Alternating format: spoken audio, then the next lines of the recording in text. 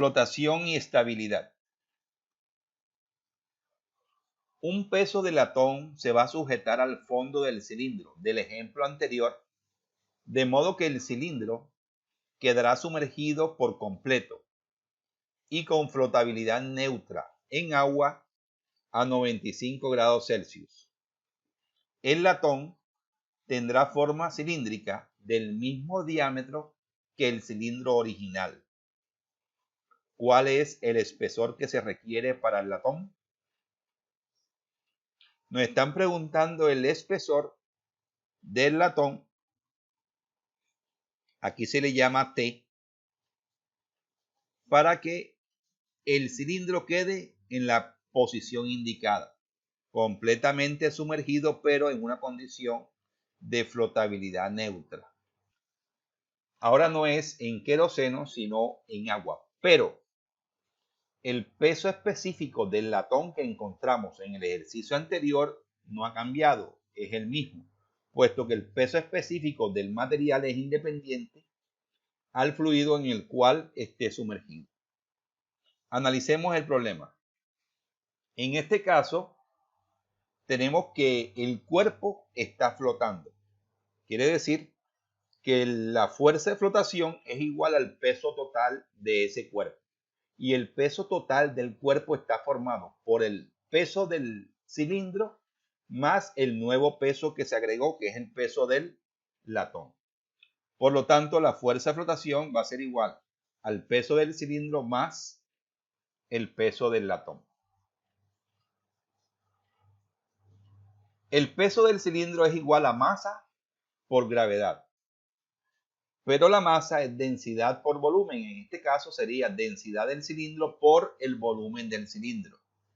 Es decir, que el peso del cilindro es igual a la densidad del cilindro por el volumen del cilindro por la gravedad. Y la densidad del cilindro por la gravedad es el peso específico del cilindro, que ya lo conocemos del ejercicio anterior, por el volumen del cilindro. Y el volumen del cilindro es el área del cilindro por la altura del cilindro.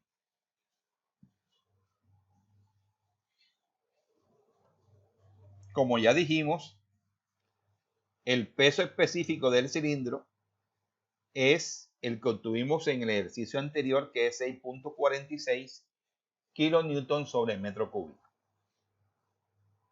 Ahora, el peso del latón es igual también a masa por gravedad, pero la masa es densidad por volumen. Y la densidad, en este caso del latón, por la gravedad, es igual al peso específico por el volumen del latón, que sería el área del latón, por el espesor, que se le llama T. El área del latón es igual al área del cilindro, tal cual como nos dice el enunciado del problema. Por otro lado, tenemos que la fuerza de flotación es la densidad del fluido por la gravedad, es decir, el peso específico del fluido por el volumen sumergido. Y el volumen sumergido es el volumen del cilindro más el volumen del latón.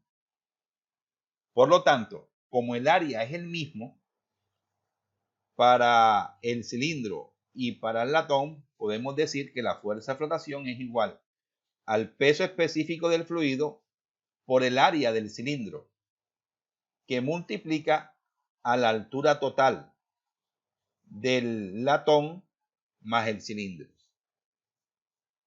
Esa sería la fuerza de flotación.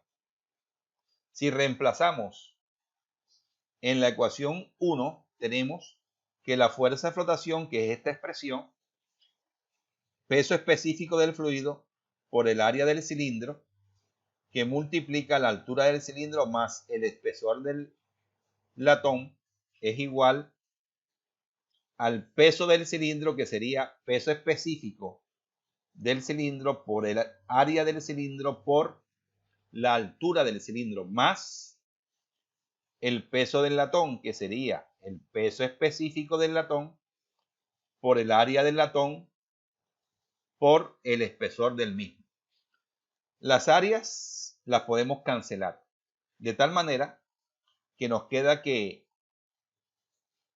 el peso específico del fluido por la altura del cilindro más el peso específico del fluido por el espesor del latón es igual al peso específico del cilindro por la altura del cilindro más el peso específico del latón por el espesor del latón. Lo que desconocemos en esta ecuación, que es T, es precisamente lo que nos están preguntando, el espesor del latón. Por lo tanto, debemos despejarlo, pero para poderlo despejar, enviamos todos los términos que están acompañados de T para un mismo lado, de tal manera que el peso específico del latón por T menos el peso específico del fluido por T va a ser igual al peso específico del fluido por la altura del cilindro menos el peso específico del cilindro por la altura del cilindro. Del lado izquierdo, factor común T, que es el espesor, de tal manera que el espesor va a ser igual a la altura del cilindro que multiplica al peso específico del fluido menos el peso específico del cilindro sobre el peso específico del latón menos el peso específico del fluido. Esta diferencia de pesos específicos tienen las mismas unidades, tanto en el numerador como en el denominador, por lo tanto se cancela y quedan las mismas unidades de la altura para el espesor. En este caso tenemos que el fluido es agua a 95 grados Celsius. Buscando en la tabla para el agua, propiedades del agua en el sistema internacional, tenemos que el peso específico para el agua a 95 grados Celsius es 9.44 kilonewton sobre metro cúbico.